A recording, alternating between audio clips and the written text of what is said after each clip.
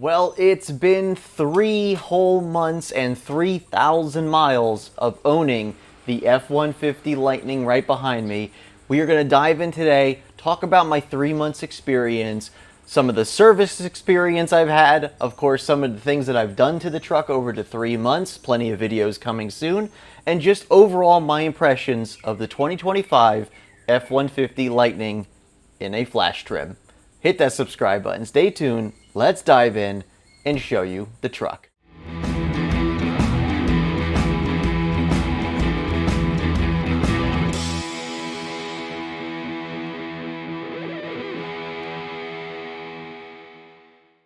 All right, everybody, so like I mentioned, it has been 3 months with the 2025 F-150 Lightning flash trim.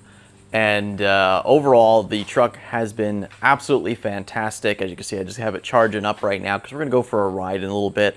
I'll talk a little bit about how I like the truck and just a general standpoint from the ride, from performance, just things like that. Talk about it a little bit. But let's go over the truck. So like I said, 2025 F-150 Lightning. This is the flash trim, and this is what I'm being told is one of the unicorns of the 2025. This actually has the 131 kilowatt hour battery in it, as opposed to the 123 kilowatt hour battery that they just started recently releasing out, as opposed to the earlier 2025s, which have the bigger battery. So I do have the extra module in this truck, which is kind of nice to know. I guess I suppose it's going to have better range because of that extra 9 kilowatt hours or so, or 8 kilowatt hours, whatever it comes out to be. But yeah, I mean, overall, I like the truck. It's beautiful. As much as I hate the color black, black is also really, really nice. So I'm going to try to keep up with it as much as I can. But you know, this truck is going to primarily be outside most of its life. I don't know. I haven't tried getting it in the garage yet. That might be something I'm going to, you know, find somebody to help me with, just to make sure I can clear the top of the roof with the garage here. But that's going to be something I'm going to need to put on my list of things to do, just to see if I can get it in the garage when I need to, like, detail it or work on it or anything like that. But yeah, other than that, the truck has been absolutely fantastic. As some of you who follow the channel, you'll know that when we bought the truck, we had basically picked it up on a Wednesday, and then we basically took it on a road trip on Saturday. So basically, not knowing much about the truck, we were immediately on a road trip with it. And so we had a fantastic time on the road trip. It charged great. We charged the Tesla superchargers, and then when we came back from New Jersey, we stopped at a bunch of CCS chargers, got to see its full 500 amp capability, over 180 kilowatt charging speed. I learned a lot about the charging speed on this truck during that trip. And of course, once I posted those videos, a lot of you out there that watched the videos had given me so much good feedback about this is how the truck is charging, this is how it's going to do, this is what you should be doing, this is what you should be targeting when you charge. Like, so much good feedback from all of you out there. So thank you so much for all the comments and all those road trip videos that we have done. And I really appreciate it. And of course, we're going to have a lot more road trip videos coming up as well. And I have a lot more videos in the queue. So you're going to see a lot of things on the truck that I haven't released videos for yet, because I'm just so backlogged right now with videos. And yeah, it's been great though. So as you can see, we have the flash trim. So we got, I love the blue accent in, you know, some of the logos on the truck. So really, really nice there. Just nice having the running boards on it. We put a tonneau cover on it a couple months ago. I'm going to have that video out coming soon on that. I think it just looks really good, especially in the black. But that's pretty much what I wanted to talk about real quick as the opener to the experience with the truck, or how it looks. And I want to talk about some of the experience we've had with this. So for 3 months, we've done a road trip, roughly 1,500 miles of driving during that road trip. So we basically left this house with about 80 miles on the odometer and immediately drove up to New Jersey. And yeah, once again, not knowing much about the truck, not knowing much about its capabilities, trying to open up the frunk here. Why do I always have a problem finding that button? There it is. So when we took our drive up to New Jersey, we basically had everything in the frunk and in the back seat of the truck. Folded up the back seats and basically just went on our road trip. We had 0 things in the bed because we had so much space between this storage area here and the storage area behind the front seats. It was absolutely fantastic. Now we are planning on taking this on a long road trip, probably in December, I think we're aiming for, and that is going to require some more space because we're going to have 4 of us in the truck and we're going to need the extra space in the bed. So that's why I got the tonneau cover on it as well now. So this way we have extra space. As we can see here, we have our nice big storage. We're going to go on a road trip in a couple of weeks. This is going to come in handy because we're going to have 2 sets of golf clubs in here, which is going to be perfect because that's exactly what it says you could put in here is 2 sets of golf clubs. So we're going to see how those fit as well. And yeah, we'll just kind of go from there. But I'm just loving the truck. Plenty of storage down here for our EVSE, so an extension cord, just things like that. Just general items. Love the fact that this is a powered frunk as well. So this way you have that functionality of being able to, you know, basically hit the button, let it open from inside the truck, from outside the truck. Nice and convenient. And then of course, let's go back towards the bed of the truck here. And one of the things that we do have on this, and I'm not sure if this is an option or not, but we do have the powered rear tailgate here, and it opens. And we'll just open up my tonneau cover real quick. Love it, love that tonneau cover. And as you can see, we do have the roll-on bed liner as well, which has come in handy a lot. As you can see, I still have some grass and stuff in here from a recent load that I had taken, and I've been using the truck quite a bit as a truck. I've had quite a few loads of stuff in the back of it just to try to clean up the house and you know, obviously take stuff to recycling and just try to get stuff out of the way. And having the truck has been an absolute awesome thing to have, just because it's been nice to not have to shove stuff in the back of our Mach-E or even our Tesla. It's really nice having the truck. You can just throw stuff in the back and you know, it's just so much better. But anyway, so we have our bed back here, which is nice. We have our little step back here, which is nice. You know, that comes in handy considering I'm a pretty short person. So, you know, that's always a nice thing to have. And then of course, once we get into the interior of the truck here, you know, we have pretty decent, in my opinion, a pretty decent color scheme. So the black on the outside, the gray ActiveX interior, really, really nice accented stuff. Now keep in mind that this is still a truck, so we still have some plastic in areas of the truck. There's a lot of plastic. I mean, this is all, it's all plastic around here. You know, like you're getting a lot of plastic in a truck because that's just the way it is. You know, you're not going to get too much soft touch stuff. Maybe if you bump up to the Lariat or even the Platinum, you might get some better soft touch, but oh well, you know what? It's a truck and that's perfectly fine. And the floor mats were all part of an option that was put on the truck. Wasn't something I chose, but it was something that was put on the truck when it was ordered by the dealership. So the floor mats have come in handy. I'm not going to complain about the floor mats. They have been fantastic. And other than that, it's a very familiar sight. We have our big screen here, which is very similar to our Mach-E, which we've had for 3.5 years now. We got our screen behind the driver here, which is very nice as well. So you could do a lot of things on here. This is now functional. I mean, overall, the truck has been very familiar, very easy to get used to. The buttons here are different than the Mach-E, which kind of throws me off. So if I get from one vehicle to the other, I notice that I'm always screwing up these buttons because they swapped. I pretty much they swapped sides because like the volume is here. I'm pretty sure volume is it here or here in the Mach-E? I can't remember, but their buttons have been moved around between the 2 vehicles, and it's a little bit more difficult for me to get used to you know, where the buttons are, especially when I jump from one vehicle to the other. But overall, it's been great. All right, so sitting in the vehicle in air conditioning because it is about 95 degrees out this morning. It's not even 10 a.m. yet. And yeah, air conditioning is very nice in the truck.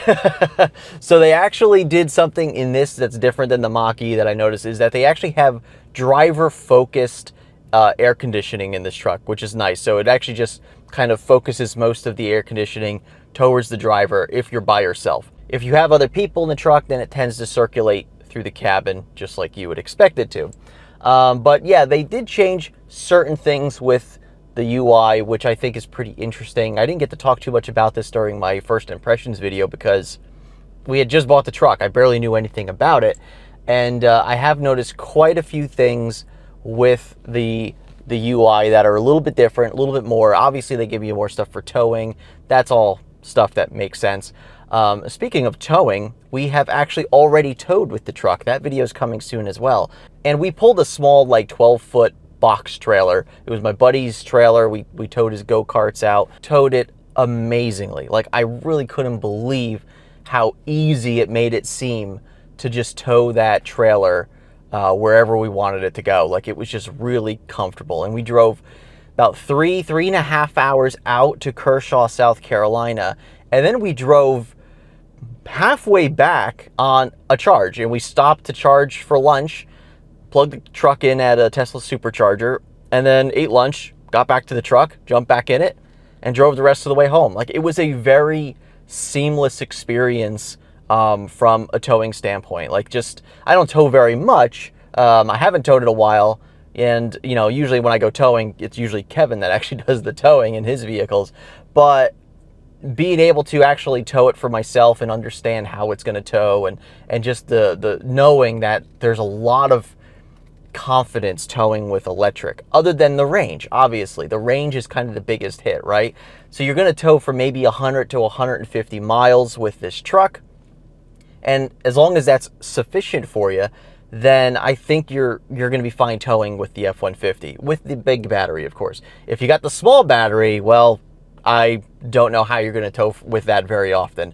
You know, maybe some short stints here and there, maybe 100 miles would be pushing it with the small battery. I'm not really sure. I'm sure people with the small battery would have something to say in the comments. But yeah, definitely just so much bottom end torque with having the electric drivetrain. Just towing with this was just so confident and inspiring. My entire life we've towed stuff. My brother, my father, we've always had trailers because we either had boats, we've had car trailers. We were always towing something, and we always towed it with a big F-350, F-150, excursions. Like, we always towed it with something massive like that, just very similar to what we're sitting in now. And, you know, you always felt that struggle, if you will, when towing it with a V8 or even the V10 when we had the V10 excursion. And this just feels like it just brings that up just a little bit. Like, you get just so much more confidence and that torque to pull stuff. And I guess I should say that this truck does have the Max Trailer tow package. So we do have that extra cooling, which helps keep the motors and keep the batteries at a very stable temperature, even while towing. We haven't done any major towing with this truck yet. Like I said, that 12-foot trailer was pretty much the only thing we've towed with it. But we do have potentially something coming up in the near future that might put a little bit more stress on the truck, and we might actually see what this truck can do towing that much more weight. So we're going to see if we could get something lined up for us in the near future to see how that process works. But other than that, I feel like it tows just absolutely amazing. And like I said, minimal experience with it, so don't take this as it tows everything great. But I really felt pretty confident towing something. It just really felt comfortable. So I guess one of the other things I want to talk about is my service experience. I've brought the truck in now twice for service. One was a recall, and that recall was the front end ball joint nut recall, where some of them could have been loose or actually missing in some cases, I've heard. I brought mine in. They were perfectly fine. They replaced the nuts on the bottom of the bolts for the ball joint there. Everything was fine. They replaced it. It was good. It took a couple of hours for them to do the work on my truck. I got the truck back. It was great. Most recently, I brought it in for another issue, which was related to this shifter. And I'm going to have that video out soon as well. And the shifter, where, you know, you have that button, I'll show you this in a little bit. You have that button that folds the shifter down. So this way you can, you know, have your, if you have one of those split consoles that folds flat and gives you a surface, like a work surface, that was that button, or basically the shifter, actually failed. And so when you push the button, the shifter wouldn't go down. However, the service vehicle soon light came on, and that came on, and then I got a notification in my app saying drivetrain malfunction, power may be reduced. And so that is alarming. Like, and the worst part was that we got it when we were moving my buddy Kevin's trailer around. I had gotten that warning on the screen, and I was like, wow, we didn't even do anything. We were literally just moving the trailer like around the road, and we got this powertrain malfunction.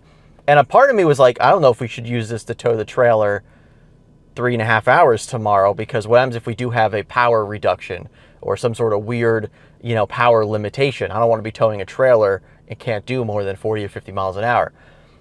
Took the truck home that night, felt perfectly fine. No power reduced, nothing like that. It actually just was fine. I don't know what was causing the light at that point in time. So I was like, you know what? It's fine. Then the light turned off and it seemed fine for like 3 or 4 weeks. Then the light was on and off very much for the next couple of weeks. And I said, all right, I just got to bring it in. Doing a little forum research, I found out that it actually was most likely that button. I hit the button, shifter didn't go down flat. Oh, okay, so it's just that stupid shifter thing. And this plagues, I think, all the F-150s, the whole line of F-150s that have that folding shifter. So that was really my 2 service appointments that I've made with the truck. Nothing major, nothing that caused me to prevent from driving the truck, even though they had my truck for 2 weeks the second time. Ugh, this dealer is a little bit weird sometimes. But the experience of buying the vehicle was fantastic. The service experience, not so much. But other than that, that was just my service experience with the truck. 3,000 miles, 3 months, had to bring it in twice, one for recall, one for a very stupid common issue with the F-150s. So really not bad, in my opinion.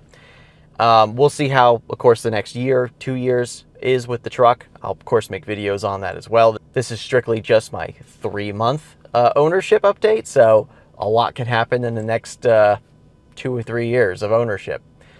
But other than that, it has been really nice. I really enjoy having a truck, but I also really enjoy having space. Having 4 people in here is so much nicer because you can have tall people in the back seat. They're not cramped. You can have 3 people in the back seat and you still have space, which is really nice. So it does feel like you're driving a living room down the road because you really do have space for a lot of people, space for a lot of items, objects, whatever you need to carry with you. You got space everywhere, especially because of that frunk space as well. I think that's a big thing. Anyway, I think that's about all I want to talk about from that standpoint. Actually, a couple things I want to talk about real quick. Things that I wish I had on this truck. And I don't know, some of this stuff happened in 2025 model year. They got rid of some stuff in 2025. I don't know why. Ford's obviously maybe cutting some costs down, but I really wish they had kept a couple of these things. And I know you can get them either as an option or the higher trim levels, depending on what it is. But I didn't want to go with a higher trim level because that's just too expensive. And yeah, maybe I can get some stuff dealer installed, but I don't know if I really need to. So I'll go over a couple of things that I was a little upset about that I didn't get with the truck. And one, and honestly, this is a big one, we didn't get home link. We didn't get the button to push to open up your garage door. I really thought that that would be just like a normal thing nowadays, especially like maybe like a base model, like an XLT. Yeah, I could see that not being standard. But once you bump up to like the flash trim, I really thought that that would be a standard option. I didn't even try to look for it when I was looking at the truck prior to me purchasing it. I just assumed it might have been there because it's HomeLink. Like, like the Mach-E, I bought the premium trim, which is the second one up. Didn't think of it. It was in the Mach-E. So like I assumed that most of the features that were in that vehicle would be in the F-150. No HomeLink. Very weird. I don't think that's dealer installable. So I guess I'm just going to have to live without it. I just have to pull my phone out and open my garage door from my phone. I guess it's no big deal. The other thing that was a little weird that they had just taken out in 2025 was the keypad. The keypad that goes outside the door here on the driver's side in order to get access to the vehicle if you don't have your keys or whatever the case may be. We didn't get that on the truck. I sort of wish I had it in some regards. But I think that's dealer installable.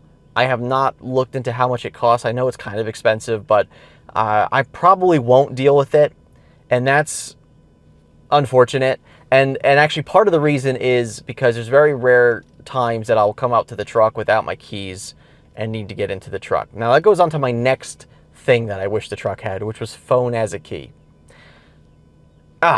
Like, I really want to believe that phone as a key should just be what we do moving forward, right? You introduced it on the Mach-E, and I think that if that was the case, you should have just left that the same throughout the line, right? Just use phone as a key. Like, make that the future key for your vehicle. I specifically like it on the Mach-E because even if you don't have your phone on you, you can still get into the vehicle with the keypad on the side.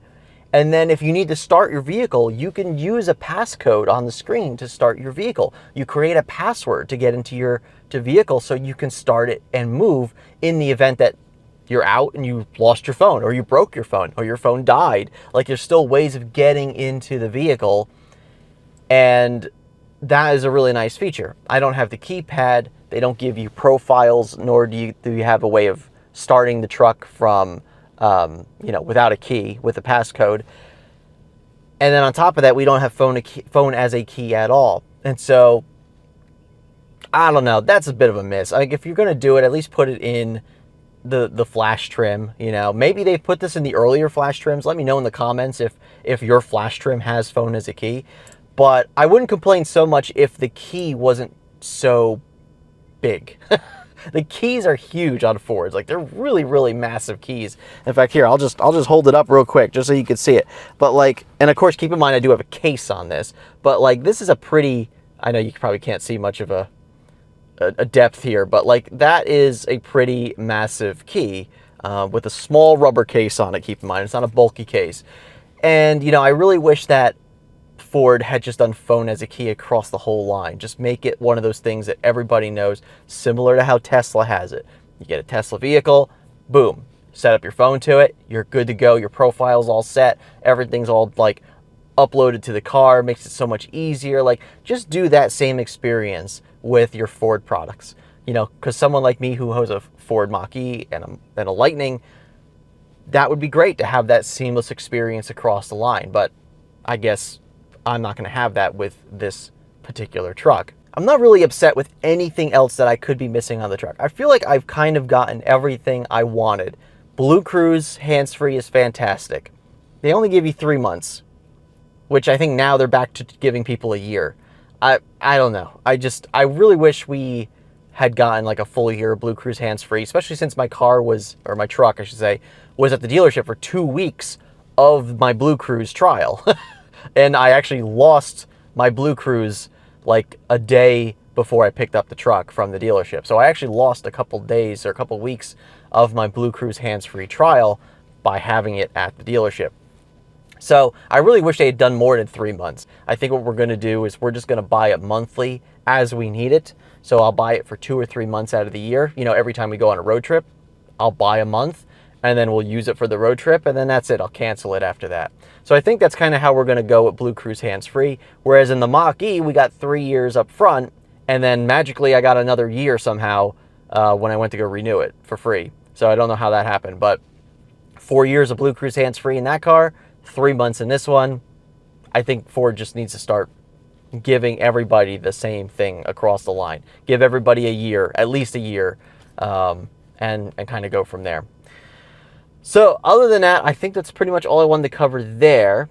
And I think we'll just take it for a quick drive. We'll go around the block a couple times, and I'll kind of talk about some of my experience with driving the truck just from a performance standpoint and just from a driving standpoint, and kind of go from there. All right, let's go for a ride.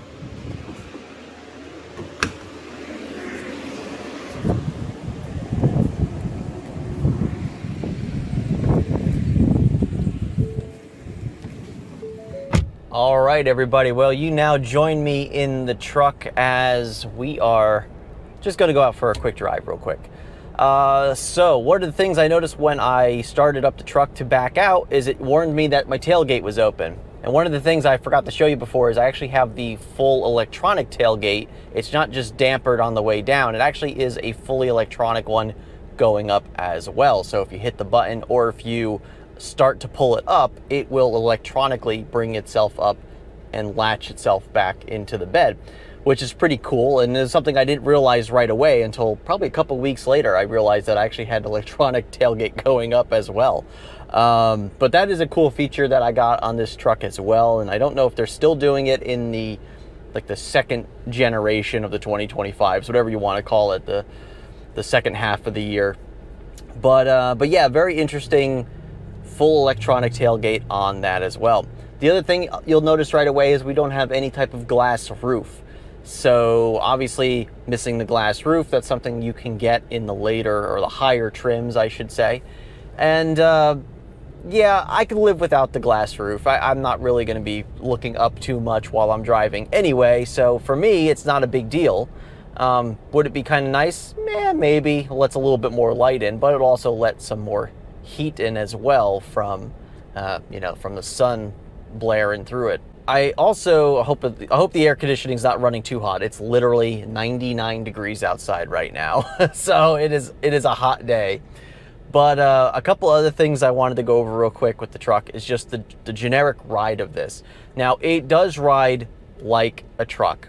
I think if you're used to, or maybe you have driven something like a Rivian or a Cybertruck, something that's going to be more of a sporty pickup truck, I think that you're going to feel that this is a lot different.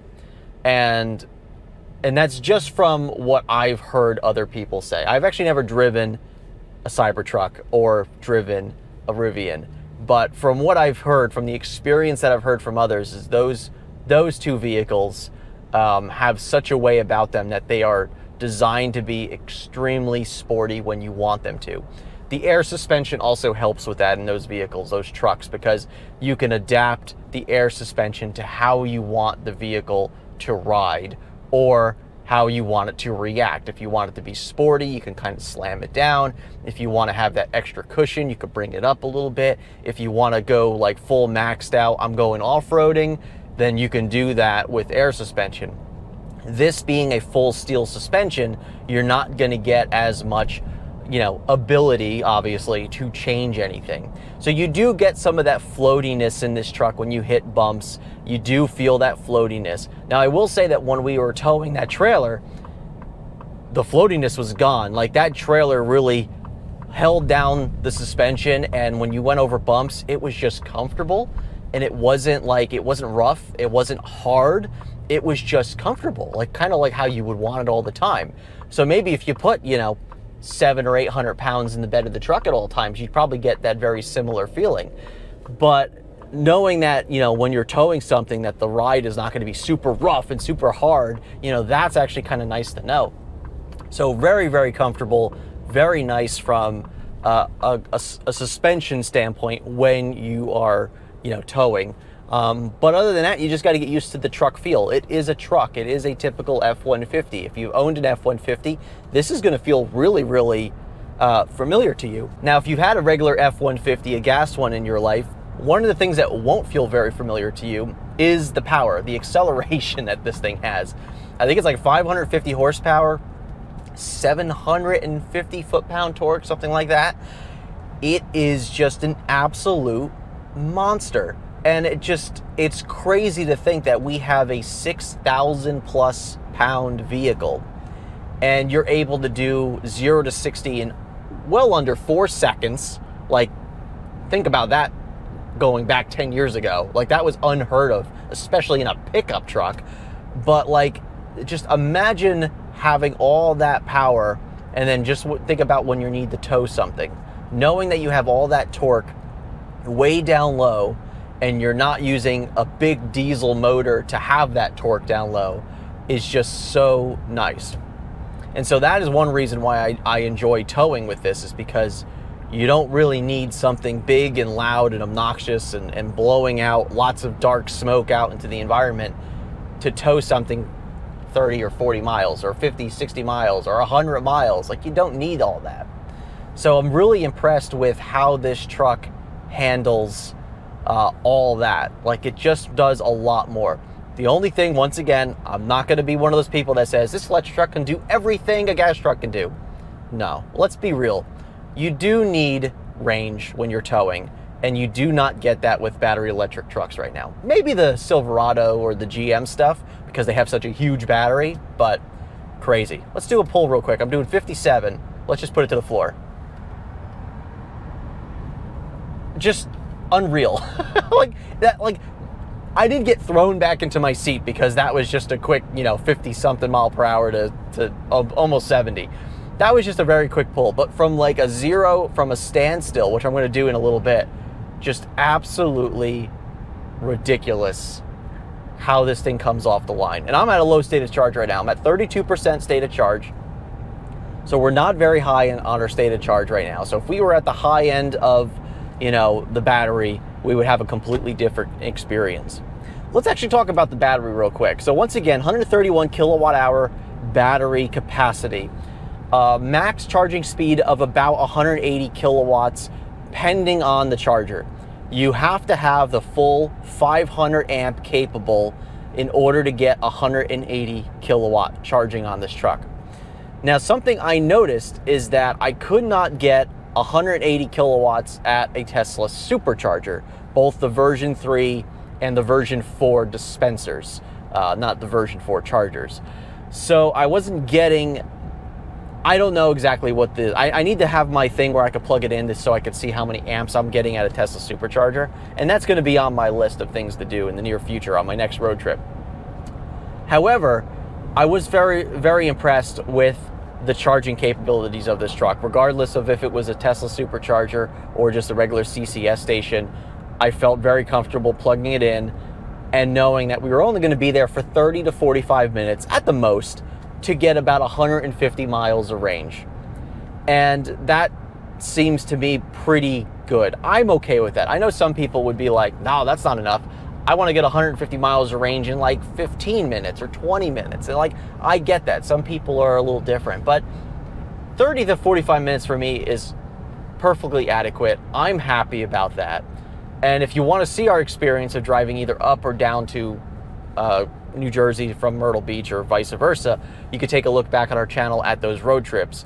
And those really kind of give you an idea of what to experience when you go out for a road trip in this truck. I mean, yeah, you're not getting the highest peak speeds, but you are getting decent speeds across the board. You get a pretty decent charging curve. And that's something that I don't get on the Mach-E because we just have the small battery Mach-E. Terrible charging curve. This actually does a pretty good job because of the bigger battery, because they changed the charging curve of this a little bit. You do get that forward boost profile in the beginning for a few minutes, which is nice. So yeah, overall, I gotta say, I'm happy with the charging. I'm happy with the road tripping this truck. The efficiency is about 2 miles per kilowatt hour if you're doing like 70 miles, 65 to 70 miles an hour.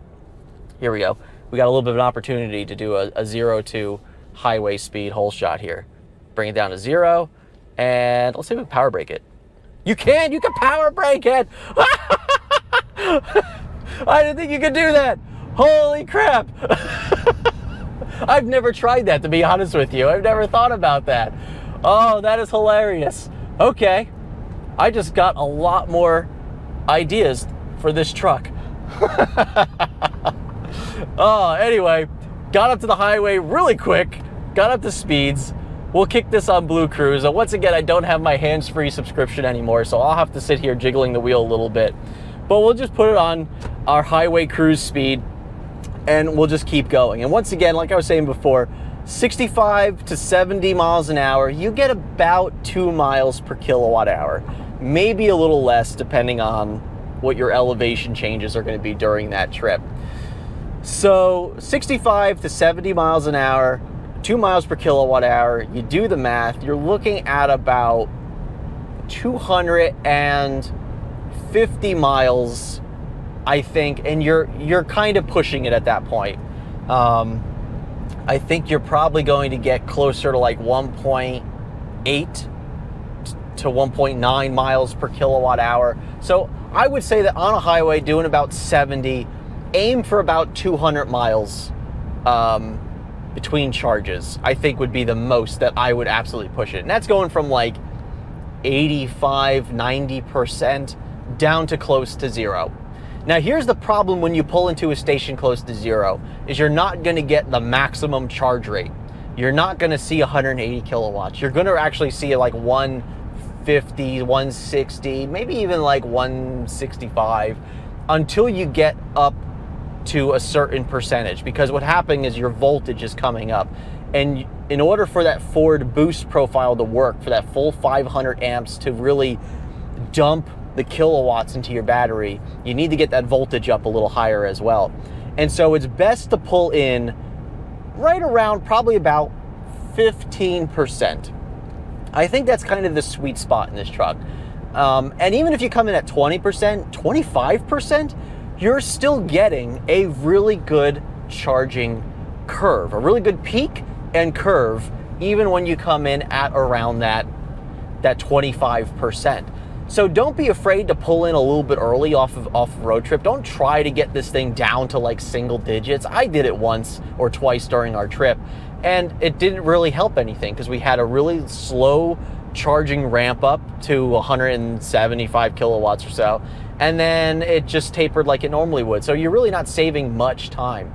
So I really think the sweet spot is aim for 150 miles in between charges. If you want to stretch it to try to do 200 miles, I think you're going to come in quite low on the battery, and then you're going to have a slower charging rate because of that. So I think the sweet spot is charge up to 80, 85%, do about 150 miles, or aim for a charger that's roughly 150 miles away, and then pull in regardless of what your percentage is. If you're pulling in at 25, 30%, and you're like, well, I can make it to the next charger, that's only like 30 miles down the road. Yeah, maybe go for it if you absolutely want to, but it's not gonna benefit you anymore by doing that versus just pulling in at the 25 or 30% or whatever. Not really gonna hurt you all that much. Well, anyway, that is our quick trip. Oh, look, there's a Cybertruck. But anyway, that's our quick trip here in the F-150 Lightning. 3 months, 3,000 miles, 3,100 actually. And we had a fantastic experience owning this truck. We've had a fantastic experience driving it and road tripping it, and we're gonna have so much more road trips with this truck just this year alone, let alone the next couple of years. And we're gonna see how it holds up. We're gonna see how the maintenance is with it. I say maintenance, tire rotations are. We're gonna see how the tires hold up, as long as I don't keep doing what I just did back there. We'll see just the whole slew of things. I'm gonna keep this all on this channel so you can see any of my experiences that I have with this truck. I wanna make sure that everybody's able to see it and everybody can account for what I'm doing and see what we get out of it. And of course, I'm gonna be perfectly crystal clear about everything with this truck. I don't care if I have to say something bad about it. It is what it is, and that's just the honesty of owning a car nowadays. Sometimes you just got to be honest about what it is and not just try to make up excuses for it. You know, yeah, it doesn't have the greatest charging peaks, but the curves are good enough. Yeah, maybe I could charge for 30 minutes in some other vehicles, but I'm okay charging 45 minutes. You know, that's the things that you have to understand is like, it's not the greatest, and it's not going to be the greatest at anything that it does, but it's really good overall. And of course, one of the things that I always tell people is like, yeah, sure, we could always have the best of the best, but not everybody can afford the best of the best. And so when it comes down to money and when it comes down to what you get for that money, I really think that this is actually a pretty decent price. Now, also to say that, could you also get a decent deal on a Chevy Silverado EV? Yeah, probably. It seems like they're coming down on price as well. The dealers are marking them down right now. And so I wouldn't hesitate for somebody to be like, I went with that instead, because you're getting a really, really nice truck for what it is. But I went with this because of the deals at the time. The price of this was really good. And even though I kind of wanted a Rivian more, it really came down to price. And that's why I ultimately went with this. because I didn't want to spend the extra $20,000 on a Rivian. So maybe one day when Rivian can sell their trucks a little cheaper, hopefully, that would be awesome. If not, I'm going to enjoy my time with the F-150 Lightning.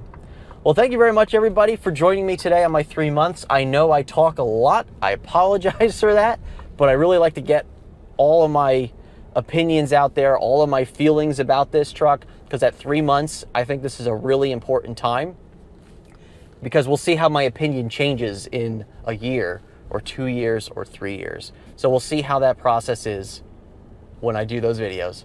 Thanks again for watching, everybody. Make sure you like and subscribe to the channel, and make sure you follow us on all our social media. When we go on road trips, we always post on there as well. So we always have a great time. Thanks again, everybody, for watching. We'll see you on the next one. And remember, welcome to the future, and welcome to Tech Motoring. We'll see you soon.